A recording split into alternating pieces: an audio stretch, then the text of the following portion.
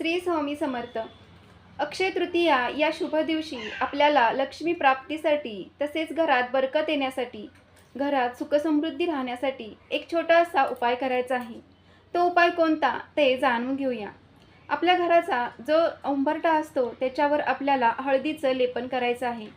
यासाठी आपल्याला एका वाटीत थोडी हळद आणि थोडं गोमूत्र मिक्स करून लेप तयार करायचा आहे. हा लेप आपण आपल्या घराचा जो उंबरठा असतो त्यावर लेपन करायचं आहे. नंतर त्याच्यावर स्वस्तिक आणि लक्ष्मीची पावले काढायची आहेत. हळद कुंकू वाहून आपल्याला उंबरठ्याची पूजा करायची आहे. यामुळे घरात सकारात्मक वातावरण निर्माण होईल आणि लक्ष्मी प्रसन्न होईल. यामुळे घरात बरकत येईल, तसेच घरात सुख समृद्धी नांदेल.